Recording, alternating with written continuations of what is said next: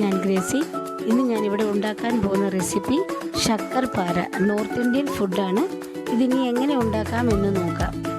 2 cup മൈദ, 1/2 cup നെയ്യ്, ചെറിയ ചൂട് വേണം, 8 ഏലക്ക പൊടിച്ചത്, 1/2 കപ്പ് പഞ്ചസാര, 1/2 കപ്പ് വെള്ളം. ഇത് ചെറിയ ചൂട് വേണം. ബൗളെടുക്കുക, അതിൽ ഈ ചെറു ചൂടായ 1/2 കപ്പ് വെള്ളം ഒഴിക്കുക. അതിൽ ഈ 1/2 കപ്പ് പഞ്ചസാര ഇടുക. പിന്നെ ഈ 1/2 കപ്പ് നെയ്യ് ചെറു ചൂടോടുകൂടി ഒഴിക്കുക. ഇതിനെ നന്നായി ഇളക്കുക.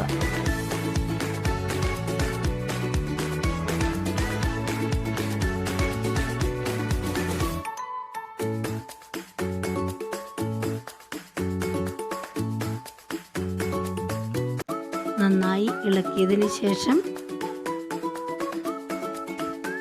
അതിലേക്ക് നമ്മളെടുത്ത് വെച്ചിരിക്കുന്ന മൈദ ഇട്ട് കൊടുക്കുക. കുറേശ്ശെ ഇട്ട് അതിനെ ഇളക്കുക.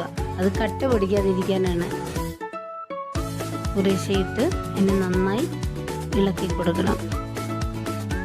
2ാമത്തെ കപ്പ് വെച്ചിരിക്കുന്ന മൈദയും എടുത്ത് ഇട്ട് കൊടുത്തതിന് നന്നായി പൊടിക്കുക. പൊടിക്കുന്നതോടൊപ്പം തന്നെ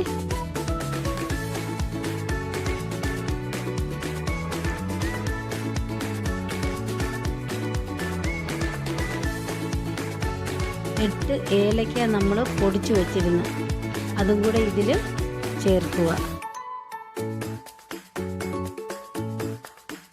ചേർത്ത് നന്നായി ചപ്പാത്തിയുടെ പരുവത്തിൽ അതിനെ ഒഴിച്ച് വെക്കുക. 1 മണിക്കൂർ ഇതിനെ വെക്കുക. 1 മണിക്കൂർ കഴിയുമ്പോൾ അതിനെ എടുത്ത് ഒന്നുകൂടെ നന്നായി നല്ല പരുവത്തിന് അതിനെ കുഴയ്ക്കുക. കുഴച്ച് അതിനെ 2ആയി മുറിച്ച് എടുക്കുക. 2ആയിട്ട് മുറിച്ചെടുത്ത് അതിനെ ഉരുട്ടി അതിനെ പരത്തുക. ഇച്ചിരി കട്ടിയുള്ളതായിരിക്കണം. ചപ്പാത്തിയുടെ പരുവത്തിൽ പരത്തരുത്, നല്ല കട്ടി വേണം അതിന്.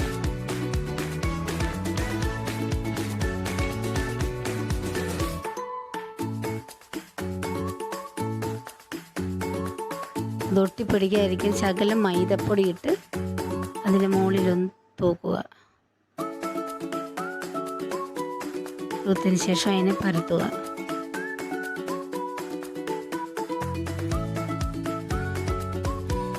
പരത്തി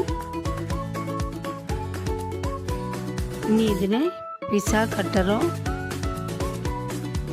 പിച്ചാത്തിയോ എന്തെങ്കിലും ഉപയോഗിച്ച് ഇതിനെ ഇതുപോലെ കട്ട് ചെയ്യുക.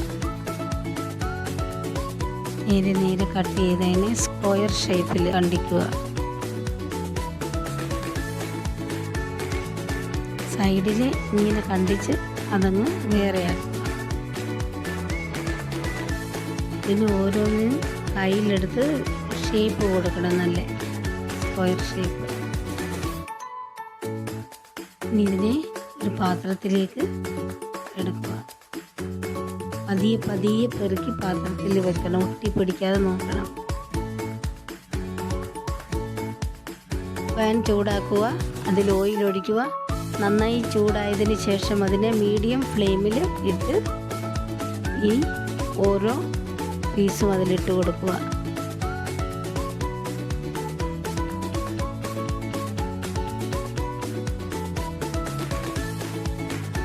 അതിനെ ബ്രൗൺ കളർ ആകുന്നത് വരെ അതിനെ ചെറുതായിട്ട് ഇളക്കി കൊടുത്തുകൊണ്ടിരിക്കണം.